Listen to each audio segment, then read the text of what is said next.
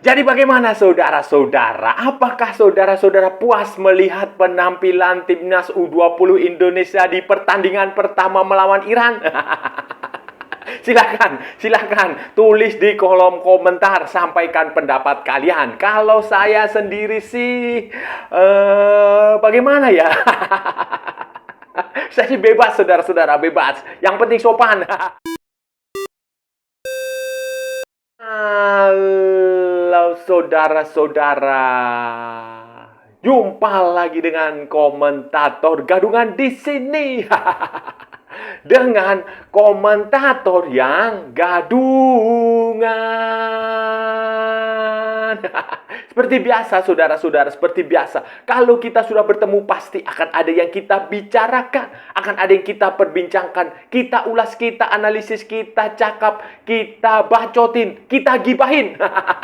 Kita cangkeman tentang sepak bola di seputaran Asia Tenggara, di negara-negara tetangga, negara-negara sahabat, negara-negara jiran, negara-negara serumpun. Indonesia, Malaysia, Thailand, Vietnam, Laos, Myanmar, Kamboja, Filipina, Brunei Darussalam, Singapura, Timor Leste, Australia, Wakanda, Konoha, negara api, negara angin, negara air, negara dongeng.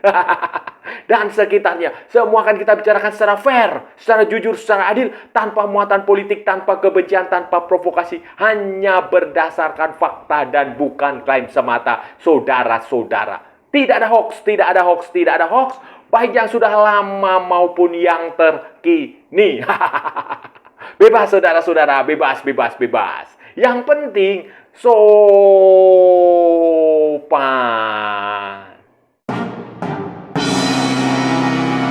Begini saudara-saudara, jadi begini, timnas U20 akhirnya tampil juga.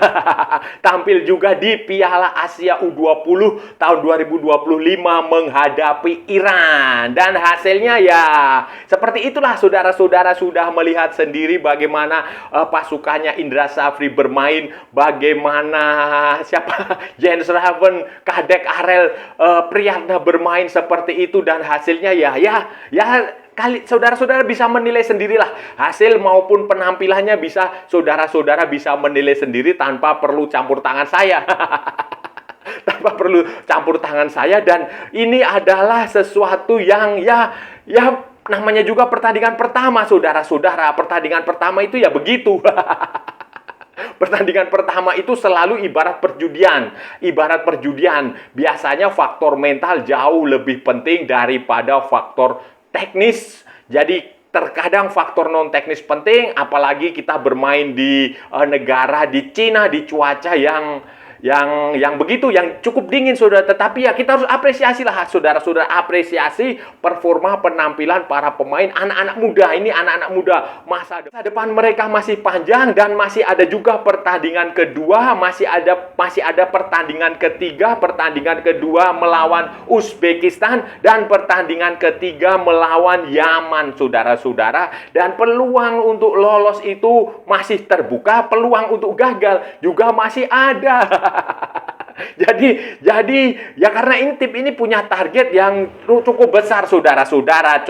Targetnya cukup besar. Sebenarnya Erick Thohir sendiri tidak terlalu memasang target ini harus lolos ke Piala Dunia. Tidak, karena dia realistis saja. Karena nanti kalau kita lolos dari grup C juga, di sana ada di grup D itu ada Jepang, ada Korea, ada Suriah, ada Thailand. Itu dia tidak memasang target ke Piala Dunia, hanya ya setidaknya lolos ke perempat final. Tetapi Indra Safri sendiri yang mendeklarasikan diri ingin meloloskan tim nasional U20 ini ke Piala Dunia U20 di Chile, saudara. So, kalau ini terjadi, maka ini adalah sesuatu prestasi yang luar biasa, saudara. Pertandingan pertama, saudara-saudara.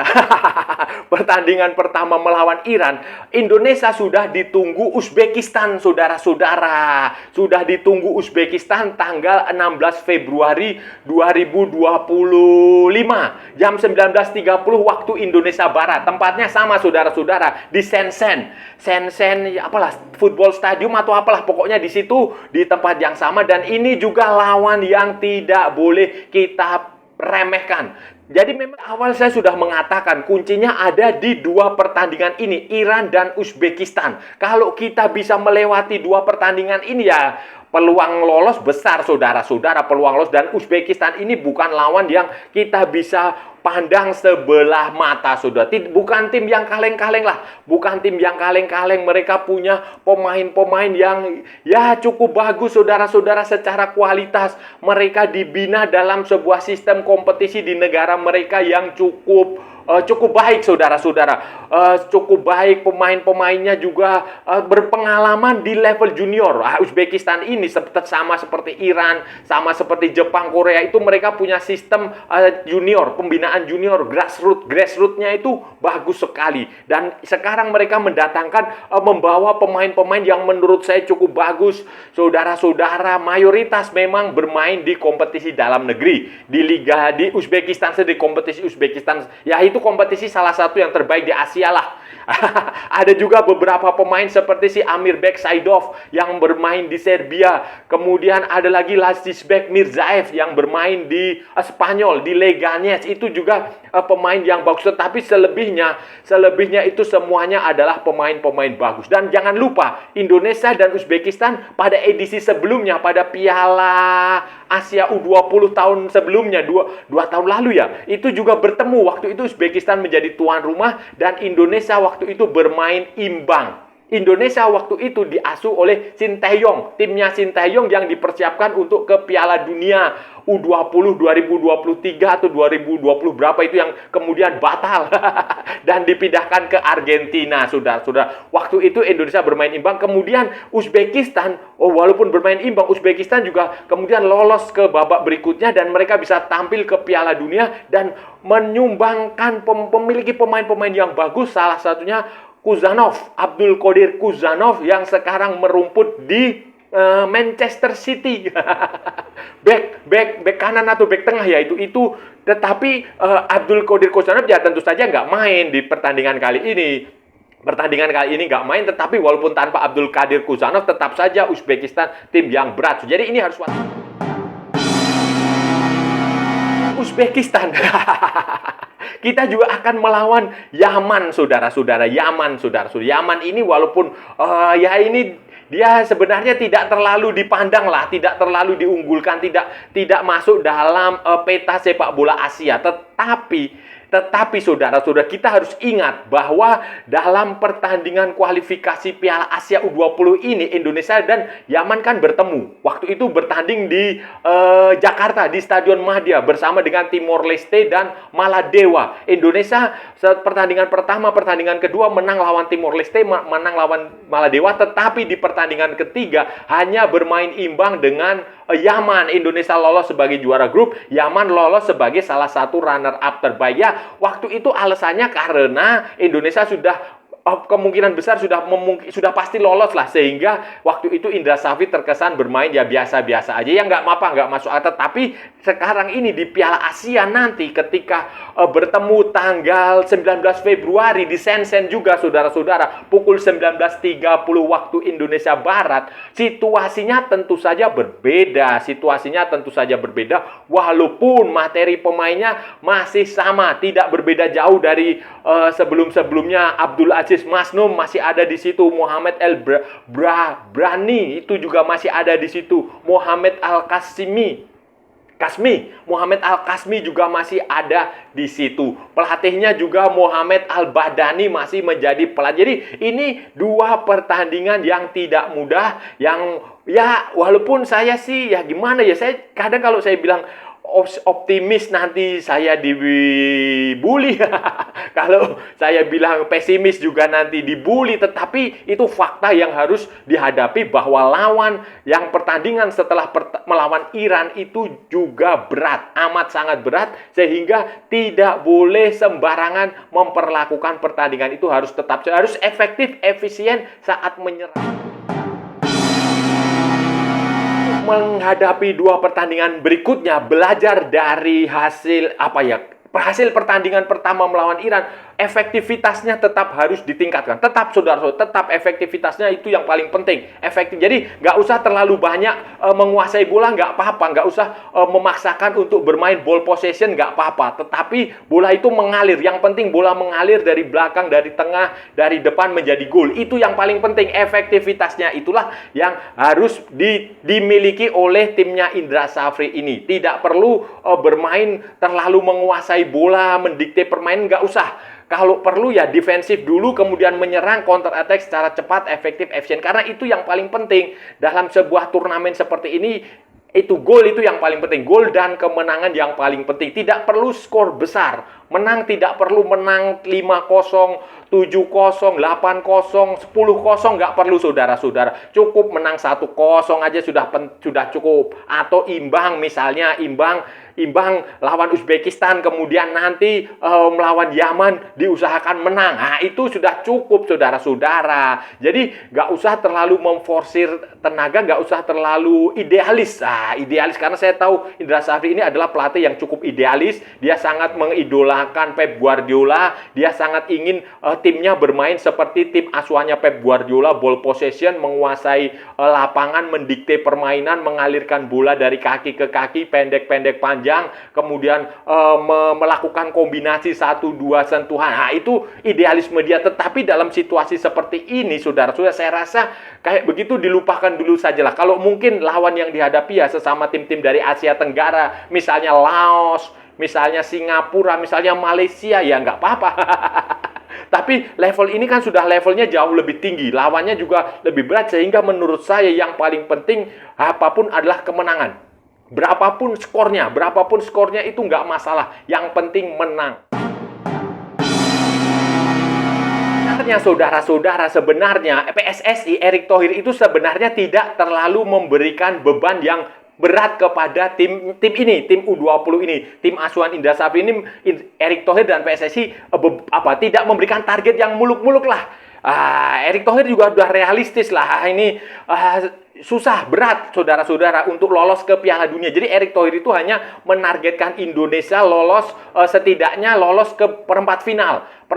Kenapa dasar pemikiran dia susah untuk lolos ke Piala Dunia? Karena lawan yang akan dihadapi di grup C ini nanti kalau lolos ke perempat final, lolos dari fase grup itu ada di grup D. Dan di grup D di situ ada dua tim raksasa Asia, Jepang dan Korea Selatan. Walaupun kita pernah mengalahkan Korea Selatan U23 di Piala Asia U23 waktu diasuh oleh Sintayong, tetap saja kondisi sekarang pasti berbeda. Timnya juga berbeda, pelatihnya berbeda, pemainnya berbeda, turnamennya juga berbeda, kompetisinya juga berbeda, persiapannya juga berbeda. Jadi itu dianggap beratlah saudara-saudara mengatasi Korea Selatan ataupun Jepang. Karena kemungkinan besar di grup D itu kalau nggak Korea, Jepang. Walaupun di situ ada Syria, ada juga Thailand. Kalau ketemu Thailand mungkin agak mending lah saudara-saudara. Walaupun berat juga sebenarnya.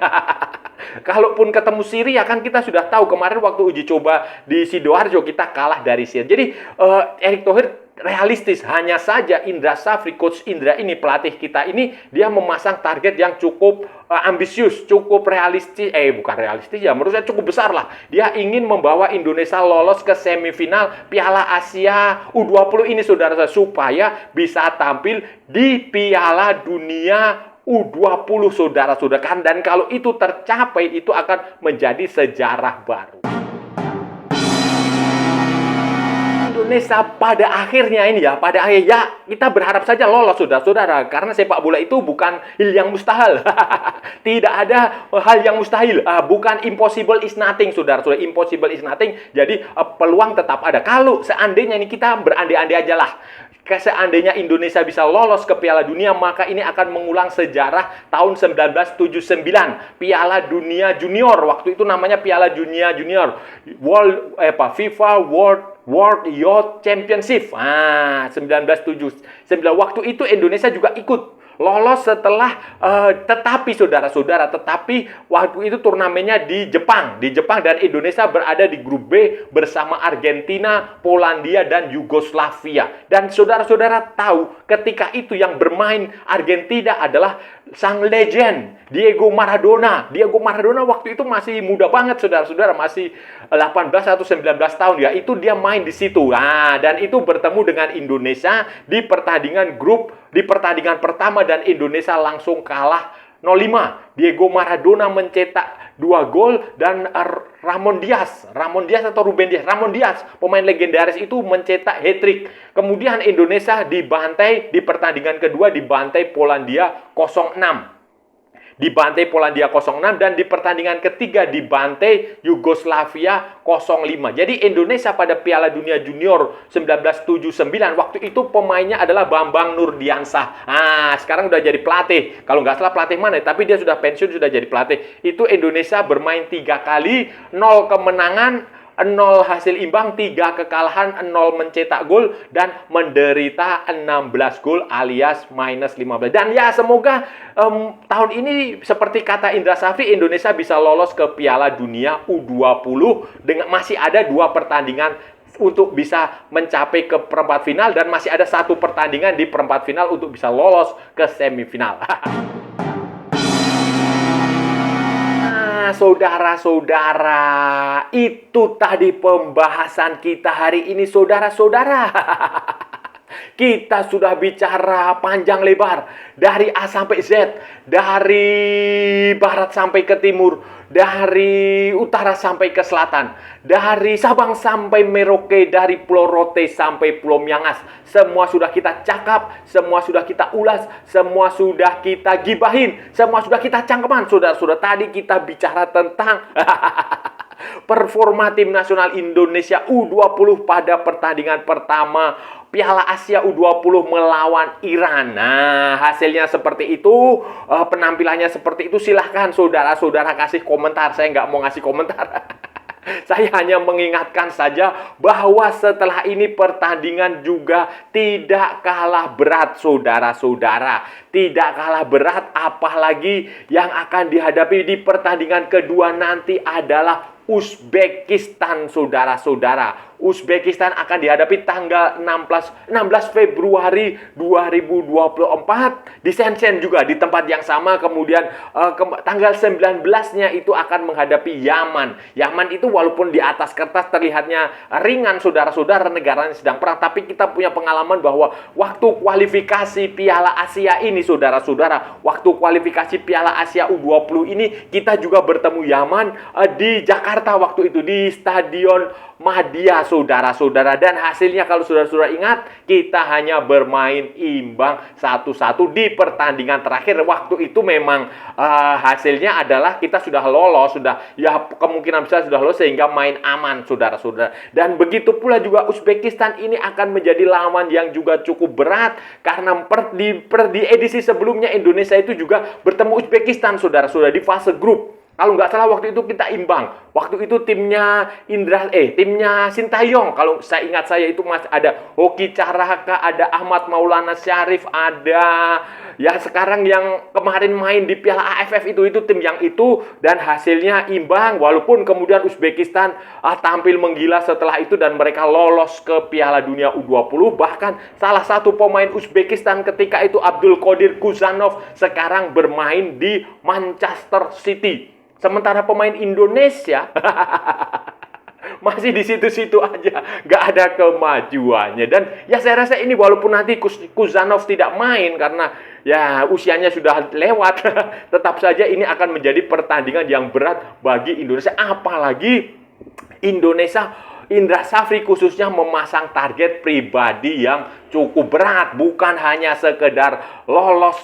ke mana Piala Dunia. Wah, pokoknya dia punya misi yang berat, ingin mencetak sejarah, ingin mencetak rekor, dan ya itulah pekerjaannya berat. Masih ada pertandingan berikutnya yang harus diperlakukan jauh lebih serius, jauh lebih baik dari pertandingan melawan Iran, saudara-saudara.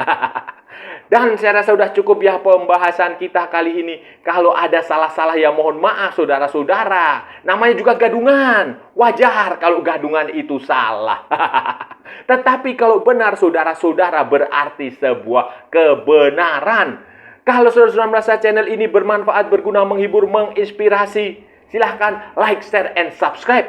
Tapi kalau tidak, saudara-saudara, abaikan saja, skip. Jangan ditonton, tetapi jangan nyampah. Maksudnya jangan membuat komentar yang aneh-aneh, komentar yang menghujat, menghina, melecehkan, merendahkan orang maupun negara lain. Santai aja, santai. Ini hanya sepak bola, nggak usah mencari permusuhan.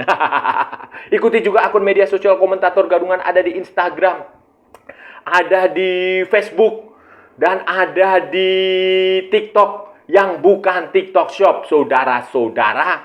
Oke. Sampai bertemu lagi di edisi-edisi berikutnya dengan tema-tema yang jauh lebih tidak bermanfaat, dengan tema-tema yang jauh lebih tidak berguna, dengan tema-tema yang jauh lebih membagongkan. Salam olahraga dan merdeka!